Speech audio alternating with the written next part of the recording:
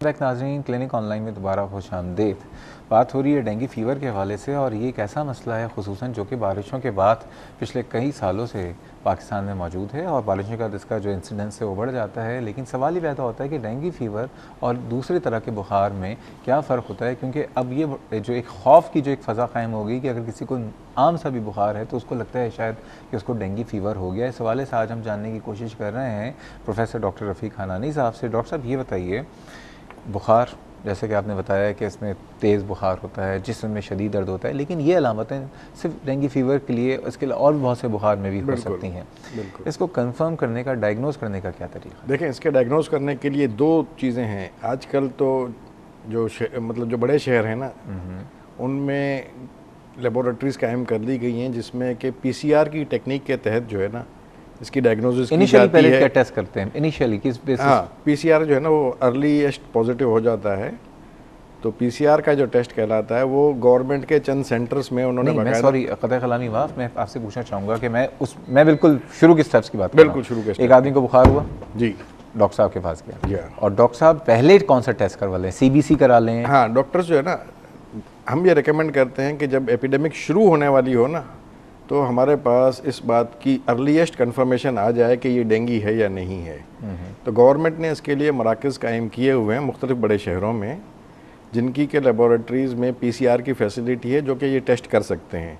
उसके अलावा जो डॉक्टर आमतौर पर अपने क्लिनिक पे कर सकते हैं वो ये चीज़ें कर सकते हैं कि सीबीसी का टेस्ट कर दिया जाए, मलेरिया को एक्सक्लूड कर दिया जाए, प्रॉपर क्लिनिकल एग्जामिनेशन करके एक हम कहते हैं टोर्निकेट टेस्ट, जिसको कि ब्लड प्रेशर के अपरेटस जो है ना उसी के कफ से किया जा सकता है, और डॉक्टर इसको हम क्लिनिकल टेस्ट कह देते हैं। डॉक्टर खुद अपनी क्लिनिक पे कर सकते हैं, और डॉक्टर होना भी ज़रूरी नहीं है। आमतौर पर जो नर्सेस होती हैं, हेल्थ केयर वर्कर्स होते हैं, उन सबको पता है कि ब्लड प्रेशर किस तरह लेना है। तो ब्लड प्रेशर को सिस्टोलिक और डायस्टोलिक के बीच में रख के तकरीबन 5 मिनट तक जो है ना वहाँ कफ को इतनी देर फुल रहने देते हैं, और उसके बाद नीचे की जो जगह होती है उसमें देखते हैं कि रेड स्पॉट्स हो गए या नहीं हुए। ये एक टोर्निकेट टेस्ट एक अहम टेस्ट माना जाता है डेंगू की डायग्नोसिस के हवाले से। अच्छा, यहाँ पे एक कॉलर हैं, और उसके बाद मैं आपसे पूछना चाहूँगा, मैं अपना एक्सपीरियंस भी शेयर करना चाहूँगा कि जो लास्ट ईयर में जब लाहौर गया था, वहाँ के मुख्तलिफ हॉस्पिटल्स में जो तरीक़ाकार था, और जैसे कराची के अंदर भी है कि किस बेसिस पे वो स्क्रीन करते हैं। असगर अली साहब हमारे साथ मौजूद हैं। अस्सलाम वालेकुम असगर अली साहब। जनाब, कहाँ थे आप, किधर थे? मैं सर आपकी दुआ से ख्वाजा अजमेर गया था। अच्छा, माशाल्लाह। हाँ, और मैं बच्चों को लेके ट्रिप करके आ गया। अच्छा, माशाल्लाह। और आपकी तबीयत ठीक है, खैरियत से हैं? आप लोगों के लिए दुआएं की हैं, हेल्थ टेलीविजन के लिए दुआएं की हैं, आपके लिए तो मैंने बहुत ही खुसूसी दुआएं की हैं। बहुत शुक्रिया जी, बहुत मेहरबानी। और बेटा, ये मेरा ये सवाल जो अभी आपने डॉक्टर साहब से किया ना, ये इसी से मिलता जुलता मेरा भी था कि ये क्या है। वो तो एक आपने कर लिया, वो अब मैं समझूंगा।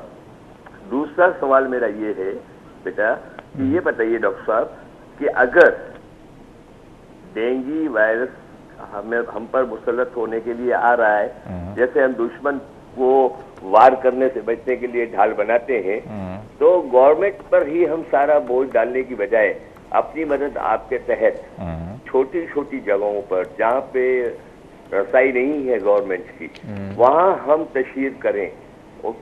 वो क्या तरीका कार है, आप मुझे ये समझाएं।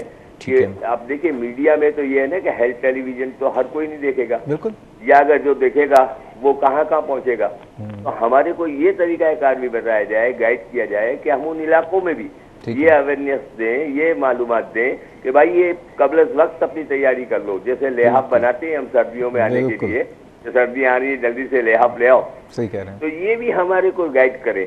वैसे आपके प्रोग्राम्स माशाअल्लाह बहुत खूबसूरत और अच्छे होते हैं, लेकिन अब मैं एक इजाजत भी चाहूंगा हेल्थ टीवी के हवाले से कि मैं अब लिख लिख के थक गया, तो मैं चाहता हूं कि क्या मुझे आप ये इजाजत दे सकते हैं कि मैं आपके प्रोग्राम को रिकॉर्ड कर सकूं।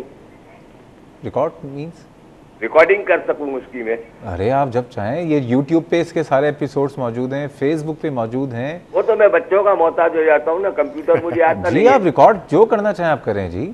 बस, तो मैं आपके प्रोग्राम को रिकॉर्ड कर सकता हूँ ना। बिल्कुल, आप आपके मेरी गर्दन कोई ना पकड़े कि तुमने हमारे प्रोग्राम कैसे। अरे नौज़ुबिल्लाह, आप हमारे लिए इंतहाई खुश रहें, आबाद रहें, शाद रहें। हेल्थ टेलीविजन वाली के तमाम अरकान, आपके डायरेक्टर साहिबान, मालकान, उनको मेरे दुआ गो हूँ कि परवरदिगार आपको इसी तरह की कोशिशों और काविशों में बहुत कामयाबी अता करे, बहुत और साथ साथ अब्दुल सत्तार अली साहब की सेहत के लिए भी दुआएं करवाएं। बिल्कुल, ये बहुत अच्छी बात की है कि मैं तमाम लोगों से कहूँगा कि एक ऐसा इंसान जो कि हम सब के लिए मसीहा है, बहुत बहुत फरिश्ता सिफत इंसान अब्दुल सत्तार ईदी साहब, जिनकी तबीयत जो है वो अलील हो गई है। सब दुआ ज़रूर करें उनके लिए कि अल्लाह ताला उनको सेहतियाब करे और उनका साया हमेशा हम सब के सरों पे सलामत रखे। डॉक्टर साहब ये बताइए, बात हो रही थी डायग्नोसिस की, जो मैं आपसे अपना एक्सपीरियंस शेयर करना चाहूँगा कि हॉस्पिटल्स में जैसे कि लाहौर में भी और पंजाब में भी और कराची में भी या सिंध में भी तरीक़ाकार ये किया कि जिसको बुखार था वो आया हॉस्पिटल में तो उसका ब्लड सीबीसी में प्लेटलेट काउंट चेक कर लिया, प्लेटलेट काउंट जिनका कम आया और उनके लिए फर्दर पीसीआर के लिए भेजा है। अब ये बताइए कि ये जो तरीक़ाकार है अगर ये सही है तो प्लेटलेट काउंट कितना होना चाहिए? नहीं, देखिए मैं आपको बताऊँ, ये तरीक़ाकार सही नहीं है। मैं इसी बात पर एम्फेसाइज़ करना चाह रहा हूँ कि डेंगू को हम लोगों ने सही तरह से कभी भी हैंडल नहीं किया है और अभी भी नहीं कर रहे हैं। सबसे पहले तो मैं असगर साहब के सवाल का जवाब दे दूँ कि ये जो डेंगू का बुखार है ना, ये है अर्बन मसला, बड़े शहरों का मसला है। छोटी शहरों में, छोटी जगहों में बहुत ही कम होता है ये। क्यों? और यही एक बहुत बड़ी अपॉर्चुनिटी है हमारे पास कि हम उसको कंट्रोल कर सकें, इसलिए कि डेंगू के मच्छर की फ्लाइंग रेंज जो है ना बहुत कम होती है। नहीं तो ये छोटे इलाकों में क्यों नहीं जाता? मैं आपको बता रहा हूँ ना, 100 to 150 किलोमीटर तक जो है ना ये ट्रैवल करता है, इससे ज़्यादा नहीं कर सकता।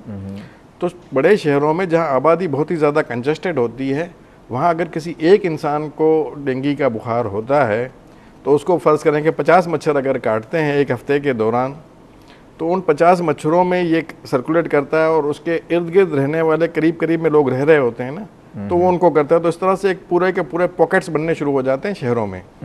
अगर किसी छोटी जगह पर होता है तो आमतौर पर घर एक दूसरे से काफ़ी दूर होते हैं, डिस्टेंस ज़्यादा होता है, तो वो मच्छर जो कि इन्फेक्टेड भी हो चुके होते हैं ना, वो दूसरों को काटने का उनको मौका नहीं मिलता, तो डिजीज़ तेज़ी से स्प्रेड नहीं करती। और इसी अपॉर्चुनिटी को सामने रखते हुए स्टडीज़ ये की गई हैं कि तकरीबन 25 से 30 लाख लोगों की जहां आबादी हो, वो शहर जिनकी की आबादी इससे ज़्यादा बड़ी हो, उनमें डेंगू की इम्प्लीमेंटेशन के लिए एक एक्शन प्लान बनना चाहिए। और ऐसे शहर आपको पाकिस्तान में कितने होंगे? 10, 12, 15 होंगे, इससे ज़्यादा तो नहीं होंगे। तो उन शहरों के ऊपर अगर हम फोकस करके अपनी डेंगू इंफॉर्मेशन सिस्टम बना लें और उसकी एक्शन प्लान बना लें, मेरे पास उसका पूरा प्लान मौजूद है जो कि बहुत आराम से इसको बनाया जा सकता है। आपका पास प्लान मौजूद है, पिछले 2-3 सालों से प्रोग्राम भी कर रहे हैं। कभी हुकूमत सिंध, हुकूमत पंजाब, हुकूमत बलूचिस्तान, हुकूमत खैबर पख्तूनख्वा, गिलगित बल्तिस्तान ने आपसे कॉन्टैक्ट किया? हाँ, मेरे जो है वो रब्ता होता रहा है, ख़ासतौर पर हुकूमत सिंध के साथ तो हम काफ़ी क्लोजली रब्ते में रहे हैं। पिछले साल बहुत और पिछले साल जो है वो सदर मुमलकत ने भी इसके ऊपर ख़ास तौर पर हम लोगों को इनवाइट किया था, एक मीटिंग हुई थी। लेकिन मसला ये कि वो मैसेज जो है ना वो प्रॉपरली कम्युनिकेट या अक्रॉस जाता नहीं है। मैसेज बड़ा सिंपल है कि 30 लाख या इससे ज़्यादा की आबादी के ऊपर एक टीम उन्होंने बनानी है जो अर्ली डॉक्टर साहब खैर खिलामी माफ़, आपकी बात सुनने के लिए हमने पंजाब से हमारे साथ मौजूद हैं पार्लिमानी secretary for health doctor Saeed Elahi sahab, बहुत काबिल एहतराम शख्सियत हैं। अस्सलाम वालेकुम डॉक्टर साहब। जी वालेकुम अस्सलाम। सर कैसे मिजाज हैं? आपकी दुआएं, अल्लाह करम, आप कैसे? अल्हम्दुलिल्लाह। डॉक्टर साहब, डॉक्टर रफ़ीक हनानी साहब मेरे साथ मौजूद हैं और अभी हम बात करें डेंगू फीवर के हवाले से। ये बताइए इस दफ़ा आपका क्या एक्शन ऑफ प्लान है? अच्छा जी, इस दफ़ा अल्लाह का करम है अभी तक कि हमने पिछले तकरीबन 5-6 माह से जो हमारी विजिलेंस थी, सर्वेलेंस थी, उसका अमल जारी रहा है।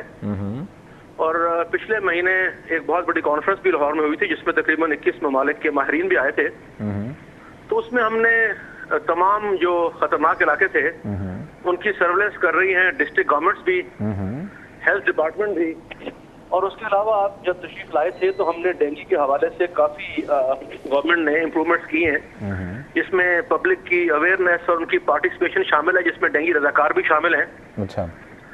तो उसमें हम ज़्यादातर ये कर रहे हैं कि रैंडम चेकिंग कर रहे हैं लार्वा की। अच्छा। तो उसमें जैसे एक हफ्ते में हम कोई 10,000 साइट्स अगर चेक करते हैं तो उसमें अगर आइडेंटिफाई हो तो वो देख लेते हैं और उसमें फिर जो प्रोसीजर है उसको लार्वासाइडल वो करते हैं। अच्छा ये बताएं डॉक्टर साहब, जी खता खिलामी माफ, डॉक्टर रफ़ीक हनानी साहब आपसे कुछ कहना चाह रहे हैं जो कि प्रोफेसर भी हैं पैथोलॉजी के और president infection control society of Pakistan के। डॉक्टर साहब, आप डॉक्टर सईद इलाही साहब से क्या कहना चाह रहे हैं? सईद इलाही साहब जो है वो बहुत ही अच्छा इकदाम है जिसका कि आपने तस्करा किया है जी सर। लेकिन जो चीज़ हमें इस वक्त होती हुई नज़र नहीं आ रही वो ये है कि इस वक्त मीडिया के थ्रू आप लोगों की तरफ से ये मैसेजेस मैं समझता हूँ कि आने चाहिए कि डेंगू की अर्ली अलामात जो है ना वो क्या हैं, और अगर किसी को अलामात हों तो वो क्या करें। मैं ये समझता हूँ कि इस वक्त ये टाइम है कि अगर आप कॉल सेंटर्स जो है इसके लिए ऑपरेशनल कर लें। हम ये करते हैं कि कॉल सेंटर ऑपरेशनल करते हैं जब डेंगू पूरा स्प्रेड कर जाता है और उसके बाद हमारे पास कंट्रोल करने का कोई ज़रिया बचता नहीं है। अगर इसमें हम ये कॉल सेंटर्स एस्टेब्लिश कर लें, तकरीबन समझ लें कि पूरे मुल्क में एक कॉल सेंटर हो जिसमें कि 10 से 12 डॉक्टर्स जो है उनको ट्रेन किया जाए कि जब भी कोई कॉल आए कि डेंगू का कोई सस्पेक्टेड केस है, तो जैसे आपको पता है कि अगर किसी शख्स को हम सस्पेक्ट करते हैं कि चेस्ट में पेन हुआ है, हम उस बात का इंतज़ार नहीं करते कि उसको हार्ट अटैक हुआ है या नहीं है। जब हार्ट अटैक हो तब हम एम्बुलेंस भेजेंगे। बिल्कुल इसी एनालॉजी को आप रखते हुए कि जहाँ सस्पेक्टेड केस डेंगू का आए उसकी अर्ली डिटेक्शन की जाए, अर्ली डायग्नोसिस की जाए, और डायग्नोसिस का इंतज़ार किए बगैर उस एरिया में वेक्टर कंट्रोल या पेस्ट कंट्रोल जो है ना उसको इम्प्लीमेंट किया जाए। आजकल आपको पता है कि मीडिया भी इतना स्ट्रॉन्ग है और कम्युनिकेशन इतना आसान हो गया है, जीपीआरएस हर जगह मौजूद है। अगर आपको ये इन्फॉर्मेशन मिले कि एक सस्पेक्टेड केस है किसी भी बड़े शहर में, आपको पता है कि ये अर्बन डिजीज़ है, तो आपको रूरल एरियाज़ के मुताबिक इतना परेशान होने की ज़रूरत नहीं है। लेकिन अर्बन एरियाज़, बड़े बड़े शहर हैं, लाहौर है, पिंडी है, उन शहरों में कम से कम अगर आप इस किस्म के सेंटर्स बना लें और एक्शन टीम बनाएं, उस एक्शन टीम के पास एक सिर्फ गाड़ी होनी चाहिए जिसमें कि पेस्टिसाइड्स हों, बेड नेट्स अवेलेबल हों, मॉस्किटो रिपेलेंट्स अवेलेबल हों और ट्रेनिंग मटेरियल अवेलेबल हो, ताकि जिस शख्स को हुआ है उसके घर में जाकर आप लोग ये तमाम चीज़ें इम्प्लीमेंट कर दें, लोगों को तैयार कर दें कि वो मॉस्किटो जो है ना जिस शख्स को इन्फेक्शन हुआ है उसको काटने ना पाए और उस एरिया के तमाम मॉस्किटोज को डिस्ट्रॉय कर। डॉक्टर साहब, डॉक्टर सईद इलाही आप लाइन पे रहिए। डॉक्टर साहब आप लाइन पे रहिए। डॉक्टर रफीक हनानी साहब भी हमारे साथ मौजूद हैं। सिर्फ हम जा रहे हैं एक बहुत छोटे से ब्रेक पे। नाज़रीन आप वापस आते हैं और फिर दोबारा डिस्कशन को जारी करते हैं।